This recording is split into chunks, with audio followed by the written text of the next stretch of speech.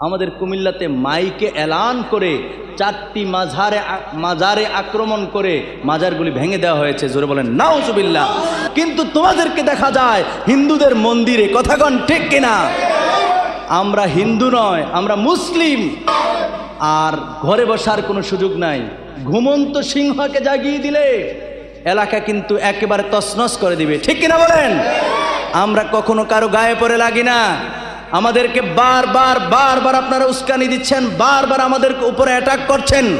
আর যে আউলিয়া কেরামরা নবীর শান আজমতকে মানুষের সামনে তুলে ধরেছে, জীবনভর নবীর প্রেমে নিজের জীবনকে উৎসর্গ করে দিয়েছেন, প্রকৃত ইসলামের খাদেম ছিলেন, সেই আউলিয়া কেরামদের মাঝারে তোমরা হাত দিচ্ছ। আমাদের কুমিল্লা, আমরা কুমিল্লার সন্তান। আমাদের কুমিল্লাতে মাইকে এলান করে 4টি মাজারে আক্রমণ করে মাজারগুলি ভেঙে দেওয়া হয়েছে। জোরে বলেন নাউজুবিল্লাহ। আর যে আউলিয়া কেরামরা নবীর শান আজমতকে মানুষের সামনে তুলে ধরেছে, জীবনভর নবীর প্রেমে নিজের জীবনকে উৎসর্গ করে দিয়েছেন, প্রকৃত ইসলামের খাদেম ছিলেন, সেই আউলিয়া কেরামদের মাঝারে তোমরা হাত দিচ্ছ। কিন্তু তোমাদেরকে দেখা যায় হিন্দুদের মন্দিরে, কথাগণ ঠিক কিনা? আমরা হিন্দু নয়, আমরা মুসলিম। এই জন্য আল্লাহর ওলিদের মাজারে জিয়ারতের জন্য যাই। আজকে ধিক্কার জানাই, আজকের এই মাহফিল থেকে, মশমারা থেকে আমরা তীব্র নিন্দা জানাই, প্রতিবাদ করি যারা এই কাজগুলো করছে। আমরা আহলে সুন্নাত ওয়াল জামাত, সুন্নি জামাত একত্রিত হয়ে এটার প্রতিবাদ জানাইতে হবে, ঠিক কিনা বলেন? আর ঘরে বসার কোনো সুযোগ নাই। ঘুমন্ত সিংহকে জাগিয়ে দিলে এলাকা কিন্তু একেবারে তছনছ করে দিবে, ঠিক কিনা বলেন? আমরা কখনো কারো গায়ে পড়ে লাগি না। আমাদেরকে বারবার আপনারা উস্কানি দিচ্ছেন, বারবার আমাদের উপরে অ্যাটাক করছেন। বাংলাদেশের বিভিন্ন জায়গায় আমাদের জশ্নে জুলুস, ঈদ মিলাদুন্নবীর র্যালিতে আপনারা আক্রমণ করছেন। অনেক ভাইয়ের লাঠি দিয়া বাইরে মাথা বাড়াই ফেলছে। মিথ্যা হলে ইউটিউবে সার্চ করেন, social media, printing media, electric media, বিভিন্ন মিডিয়ার মাধ্যমে আমাদের চোখের সামনে আমাদের জুলুসগুলোতে এরা আক্রমণ করে। আমরা তো পৃথিবীর কোনো মানুষের স্লোগান দিচ্ছি না, অমুক ভাই তমুক ভাই, অমুক ভাইয়ের চরিত্র ফুলের মতো পবিত্র, নামাজ পড়ে না একক। আমরা কি এই স্লোগান দিছি? কথাখানে এই স্লোগান দিছি? দুজাহানের বাদশা নবী, যেই নবীর নবুয়তের কদমের নিচে আমাদেরকে একত্রিত হবে, ঘন্টার পর ঘন্টা নয়, হাসরের ময়দানে দুনিয়ার 50,000 বছরের সমান হাসরের ময়দানে দাঁড়ায় থাকতে হবে। দুনিয়ার জমিনে সূর্য উঠে 12 ঘন্টা পরে সূর্য ডুবে যায়, কিন্তু হাসরের ময়দানে সূর্য মানুষের মাথার উপরে থাকবে 50,000 বছর পর্যন্ত। সূর্য একটু নড়বে না। সেই দীর্ঘদিনে নবীর কদমের নিচে দাঁড়ায় থাকতে হবে।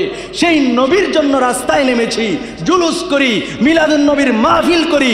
আজকে তোমরা আমাদেরকে অ্যাটাক করছো, আমাদের উপরে আক্রমণ করছো, মাজারগুলিতে আক্রমণ করছো, আল্লাহর ওলিদেরকে পর্যন্ত তোমরা ছাড় দিচ্ছ না।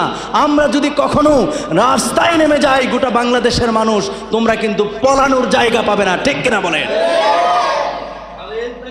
আল্লাহু আকবার, ইয়া রাসূলুল্লাহ, ইয়া গাউসুল আযম দস্তগীর, জিন্দাবাদ জিন্দাবাদ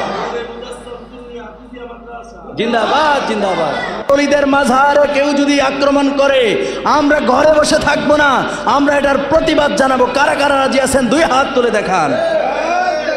আল্লাহু আকবার, ইয়া রাসূলুল্লাহ, জিন্দাবাদ জিন্দাবাদ। হুশিয়ার সাবধান, হুশিয়ার সাবধান। পরিশেষে আপনাদের সামনে একটি কথা বলে যাব, এই মাদ্রাসায় যারা লেখাপড়া করবে তারা জঙ্গি হবে না, তারা বলৎকারী হবে না, তারা মানুষের ঘর বাড়ি ভাঙবে না, তারা মাঝহারে আক্রমণ করবে না, রাসূলুল্লাহর শান ও আজমতকে নিয়ে কটূক্তি করবে না। এই এলাকার মানুষ যারা আছেন, আওয়াজ যত দূর যাচ্ছে সকলকে আমি বলবো, আপনাদের অন্ততপক্ষে একটি সন্তান হলো মাদ্রাসায় দেন, সুন্নি মাদ্রাসায় দেন। নবী প্রেমিক হবে, অলি প্রেমিক হবে, হৃদয় শীতল হবে, হৃদয় কোমল হবে, মানুষের সঙ্গে ভালোবাসাপূর্ণ আচরণ করবে, মানুষকে মহাব্বত করতে শিখবে, অন্যকে নবীর মহাব্বত শিক্ষা দিবে। কথা বলেন ঠিক কিনা? এই জন্য আপনাদেরকে বলবো, আপনাদের একটি সন্তান, যদি আপনার সন্তান না থাকে, আপনার ভাই ভাতিজা আছে, তাকে সন্তানের মতো করে তাকে তার বাবা মাকে বুঝান যে একটা ছেলে আলেম বানান। আপনারা রাগ হবেন না, সবাই কিন্তু আলেম না। আজকে বাংলাদেশে দেখেন কত মা কত বাবা চোখের পানি টপ টপ করে পড়ে ঘর থেকে সন্তান বের করে দিছে, ঘর থেকে সন্তান বের করে দেয়, তাদেরকে আঘাত করে মারধর করে। এগুলো কিন্তু মাদ্রাসার ছাত্র না। কথা কোন ঠিক কিনা? একটা ছেলে যদি আপনার যদি দুইটা সন্তান থাকে, একটা ছেলে মাদ্রাসা বানান, ওই সন্তান যদি কথা নাও শুনে, এই সন্তান গরিব হইল আর না খাইয়া থাকলে একসাথে পেট মাটিতে লাগাই শুয়ে থাকবো, কিন্তু বাবা মার সাথে বেয়াদবি করবে না, ঠিক কিনা বলেন?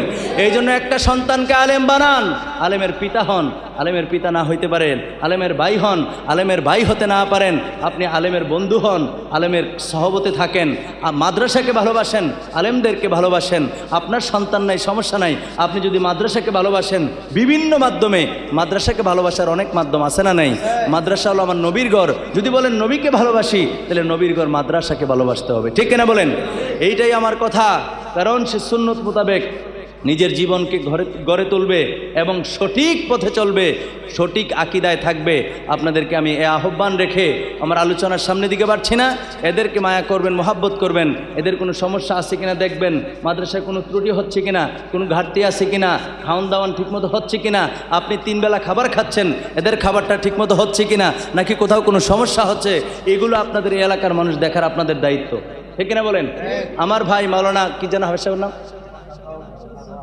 শাখাওয়াত হোসেন সাহেব, উনি বড় আশা করে এবং সাহস করে মাদ্রাসাটা দিয়েছে।